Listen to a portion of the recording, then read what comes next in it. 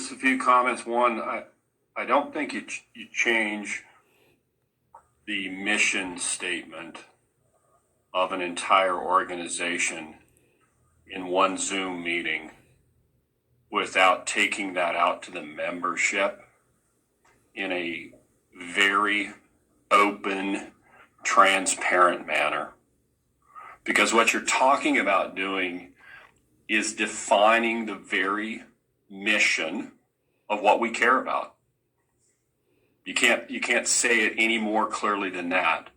And to bring emotion upon first read and do this without letting the entire body or giving the body the entire opportunity to weigh in on something as significant as a shift in the mission statement, I think would be a tragedy. Secondly, I remember traveling, I don't know how many hundreds of miles, if not thousands of miles around this state and talking to members on a listening tour. And I don't remember everything that was said, but there is one comment, one discussion that I had that I remember very vividly. And it was a discussion with some of our members about the importance of our current mission statement that wholeheartedly emphasized service to the public and the membership, and the priority of ordership of the way those words were ordered, and the significance of placing the public even in front of ourselves, which supports the idea and the tradition of this being a noble profession. And I remember one of the members responding when I said, well, one of our first duties is to serve the public, and then the membership. And the member's response was, I don't like that, and we ought to change the mission statement and put service to the membership first.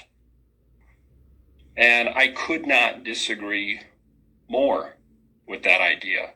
And the reason is this, and I've said it, and I'll try to be brief and then end. We as lawyers, as members of what I hope to be a continued noble profession, there's one purpose for our existence. One, and that is to serve the public.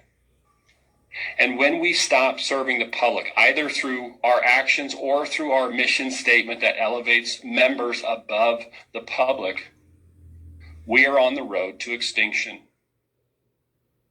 Because the public knows and they need to look to us for guidance. And sometimes the order of that is important because sometimes, and if you look at the comments to our preamble to the rules of professional conduct, there's one that mentions there are times when you actually, as an attorney, you put your needs under the needs of the public, even to the extent where it costs you.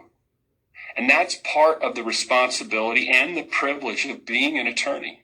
So I would hope that, one, before this group takes any action on this, the membership be allowed to deeply and meaningfully weigh in. And two, that we never forget who we serve. And while members need our support, it is the public, first and foremost, that we are called to serve to the nth degree. Mr. President, thank you for allowing me to comment. I appreciate it. Thank you, Past President Pickett. I don't see any further hands up, so I'll be proceeding to a roll. Oh, Governor Stevens. Yeah. Mr. Chair, I also, and I'm wondering about what's the better process. Maybe a few questions and there can be some answers. I do wonder how this has been vetted with members before we go off and make this change without getting very much input from our members. That's my first question. The second thing, because as I looked at it a little bit closer, because I said, okay, what are we missing here? And I just realized that in what has been drafted, we have also dropped Champions for Justice. And what's interesting to me about that, in the memo, we quote King talking about injustice anywhere as a threat to justice everywhere, and yet we remove champions for justice. I think this needs further discussion, and I think this needs further vetting from our members. And while I've made a motion to amend, I think I can make a second motion, which actually takes precedent, which is to table to have this, or postpone to have this actually reviewed by as many people in the association as possible before we just take time in this meeting to adopt it. Governor Stevens has made a motion to table. Mr. President, I second.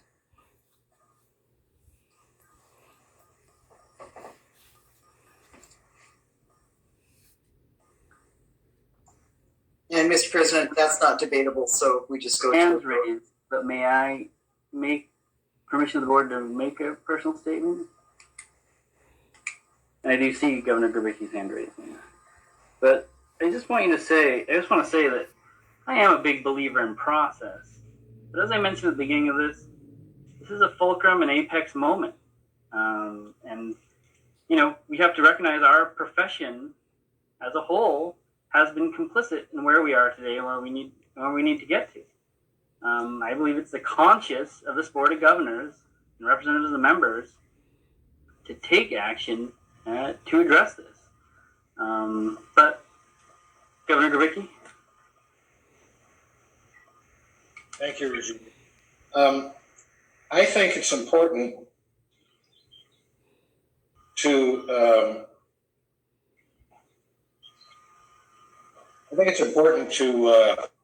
keep in mind the present mission statement, which reads, to serve the public and the members of the bar, to ensure the integrity of the legal profession, and to champion justice. If I were going to play with that mission statement, I might add the concept of equal access to justice. But I agree that this matter should be tabled, and more work needs to be done and more input needs to be received. Not seeing any other hands, I'll move to a vote on the tabling motion. This is a vote to table the question, presumably to July. Governor Abel. Aye. Governor Angelo.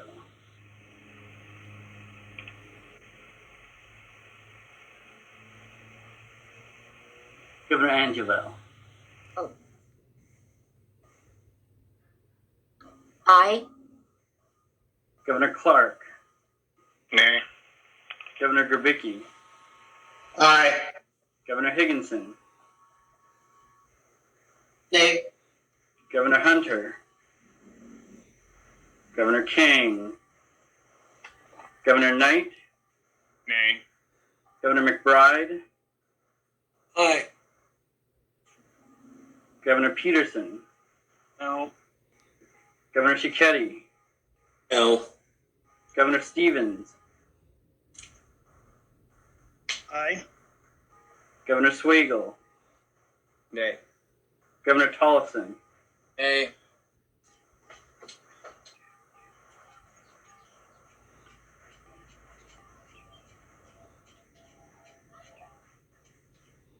I have 5 votes for, 7 against. Executive Director, is that your count?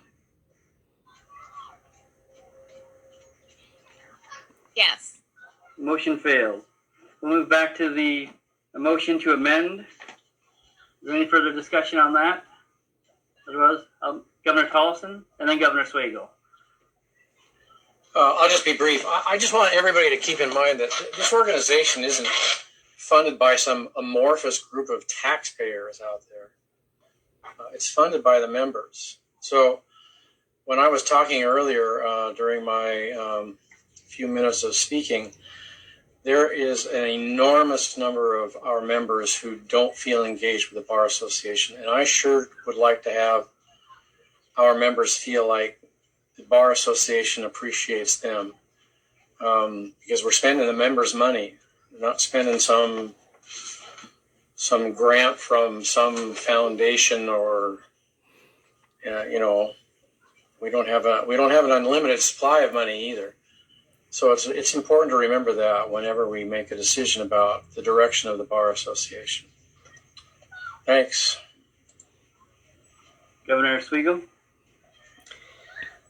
So I certainly understand the different perspectives on this and the motion to table, and I was a little conflicted on exactly how to vote. And I don't have a really firm view on where we might end up on this discussion, but I think I'd like to hear from, maybe, and I think generally it's important, almost always it's very important to reach out to the members and get their input.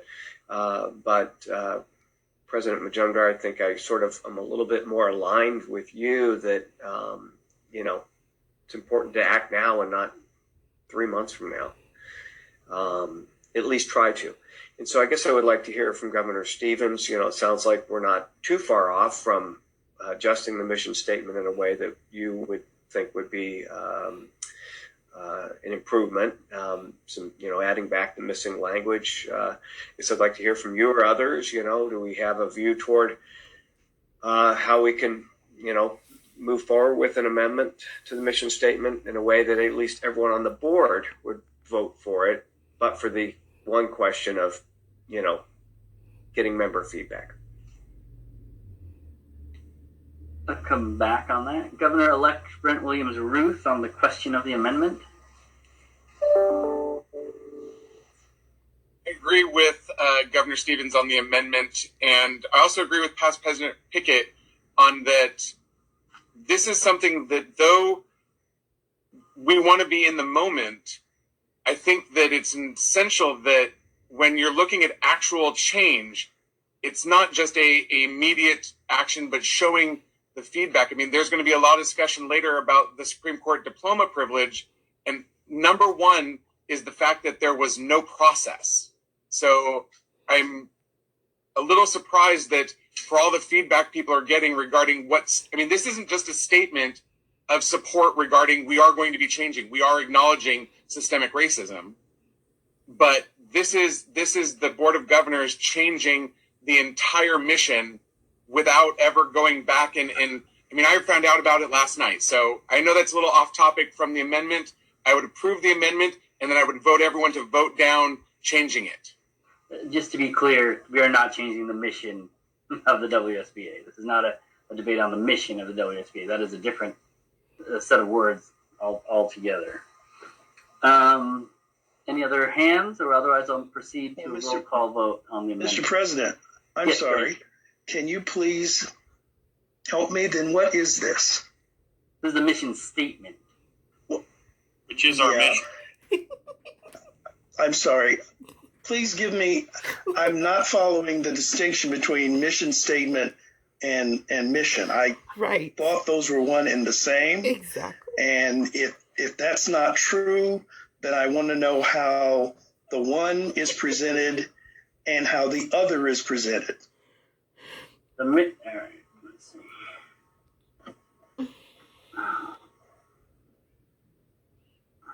I've always taken it as GR 12.2 is what our mission is. But Rajiv, maybe I'm incorrect. Rajiv. Past President Pickett. Just a point of clarification. What we're looking at changing here, the first thing it says is WSBA mission, : it's the WSBA mission. And to change the statement as it's proposed, make no mistake, it will resoundingly be heard as elevating lawyers over the public, because the wording is significantly different. And maybe that is what this organization wants to do. I think it is a tragic mistake. It is a horrible direction to go. but maybe that is what the organization or this body chooses to do. My hope is that this group says what it's said for some years now: the voice of the membership matters. And to not allow membership to weigh in on the actual mission or mission statement, however you want to call it, and make significant changes is wrong and should never be allowed, especially from those on this board who have boisterously shouted from the rooftops how much they care about membership. If that's true, then prove it. Thank you. Mr. President? Governor Swagel, and then Governor Stevens. Well, Governor Swagel had questions for me that I never got to, but okay. And I'll supplement those questions with more questions, sir. How about this? How about, I think, past President Pickett has a point, which I begrudgingly admit. But how about we propose and fine-tune this proposed amendment, and then, for review and approval by the members in some fashion, or for consideration, but that we put something forward, that we kind of revise it to the satisfaction of this board, and then to submit that for review and consideration and comment by the members. So that to me is a sufficiently concrete action and movement in a good direction. I share, Bill Pickett's concerns, about elevating the members above the public. So I think we need to take a different look at this a little bit, fine tune it, get happy with it, vote on it, and submit it to the members. Governor Stevens. Okay. So there are a lot of thoughts in my head, but first of all, Mr. President, I don't like us just doing stuff to do stuff. Okay? So I really don't want to get into changing mission statements for ill-defined reasons. So that's my first problem. And I've even heard some people speak in a manner that I don't know is really on the table in terms of what our position is going to be on systemic racism, et cetera. And I don't think this statement gives any clue to that. I do also, I would also like to make sure that we walk our talk, and we don't go in and out simply because we want to get something done quickly. You can do things quickly, but the question is, in your doing it quickly, did you do it wisely? Did you do it with thought? Did you do it with any input outside of whatever small group? And yes, I would suggest that We 14 is a small group for what we're saying we're doing. So it would be nice, it would be not just nice, it would be a good idea to have others comment on what this is, and they will probably ask questions about what it means and where we go from here. My experience with mission statements are they're not easy things, first of all. And my other experience is, to the extent that you don't have people buying in front of it, they simply become words. And we will have done something on June 25th. And June 25th of 2021, this will all be kind of in the ether. So, I actually see the idea of sending this out as a way of also having the conversation with our members on what it means and where we're going to go with that and how we're going to align things with that. So those Governor Swagel, those are kind of my comments. I hope I answered, some of your questions. And like I said, even as I made the one motion to amend, I went back to our mission statement and said, where is this idea? And so I'm not sure what this does. And I'm not sure I've had a well thought out response about what this does. Your points are well taken, Stevens. Okay, let's see what I got here. I got Governor Grabicki and I got Governor McBride. When I look at the proposed restatement of mission and I look at our current mission statement, there are two things that concern me. I think it's critical that we indicate that we have a strong commitment to serve the public and our members. And I think it's also extremely critical that we not jettison the concept of championing justice. That can't go away. That's core to what every lawyer is supposed to do. And then the last thing is, if I was going to add another twist to this, I would want somehow to talk about equal access to justice. And what's before us needs those adjustments in order for this organization to be able to embrace it as a mission. Governor McBride. Thank you, Mr. President. I guess this reminds me a little bit about the last meeting when the Committee on Public Defense came forward with approval for a comment on court rule changes. And I opposed that based on the fact they hadn't talked to the criminal law section, which they've now done. And later this afternoon, I expect I'm going to vote for that proposal. But I think process matters, and it how you over time kind of maintain the quality of your decision making. And so I'm not opposed to doing a change to the mission statement.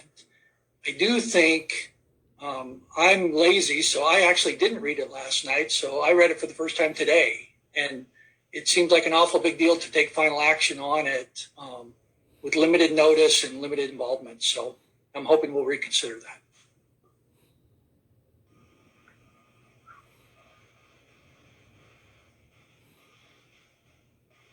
Not seeing any other hands, I'll move to a roll call vote on the amendment. Oh, I have Governor Higgins. All I wanted to say is, first of all, to Governor Grabicki's point, he wants to have access to justice in here. That's in there. The proposed rewording is that we ensure the integrity of the legal profession and promote an effective legal system accessible to all. That would be the access to justice component that I believe Governor Grabicki is looking for. Secondly, I do want to speak to the point of the mission statement. As President Majumdar did correctly indicate, GR 12.2 has a list of things that the WSBA is supposed to do according to the court, and it states all of the purposes. It's kind of lengthy. One of the things I toyed with in thinking about this was just saying we adopt GR 12.2 as our mission statement. It wasn't catchy though, and I understand the mission statement is kind of like a very shorthand little phrase that people can look to, that we can print on letterhead and whatnot, to in a very shorthand way address some of the high points. But if people really want all the GR 12.2 language in there, we can just say we follow GR 12.2. I don't think the prior mission statement was correctly captured what we're supposed to do as the WSBA. In fact, it was flatly contrary to GR 12.2, which actually says at A3, we're supposed to provide services to its members and the public. Well, we've been talking only about serving the public and the members, so we flipped it in the current mission statement. I don't know where that came from. I don't recall a referendum at that time that I was able to vote on in terms of whether I liked that mission statement or not, and I would have voted against it because I don't think it follows GR 12.2. And some of the language out of the proposed change that's before you is absolutely straight out of GR 12.2, which is to promote at sub 2, promote an effective legal system accessible to all. So that's come straight out of that GR. I think that it's important for us to remember that we are in an unusual circumstance, and I'm wondering if the people that are urging that we not make this change are going to think that the members should also be consulted about the remaining agenda items on the on the topic of how do we respond to the racism that we're going to be discussing. I suspect they would not wish to set that up for member referendum because it delays things and justice delayed is justice denied. I think that this captures our obligation to our members. Our members are the people who serve the public. Our members are the people who make sure that the public, who are their clients, are able to gain access to the legal system. And I think that it's very important for us to make sure that our members know that when they're putting in their pro bono time or their reduced fee time or whatever they're doing to put themselves on the front lines of fighting for people who to believe in the rule of law, that we support those people so that they can do the job. The public doesn't serve the public, except to the extent that attorneys are also members of the public. We as attorneys have a mandate to serve our clients under the RPCs who are the public. I think this mission statement simply makes that clear. So I'm urging my colleagues to please consider that and vote in favor of changing this mission statement as has been proposed. Seeing no further hands up, I'll move to a roll call vote on the amendment. With the president. Does he restate the motion? Yes. Yeah. And then I'll go to Governor Abel.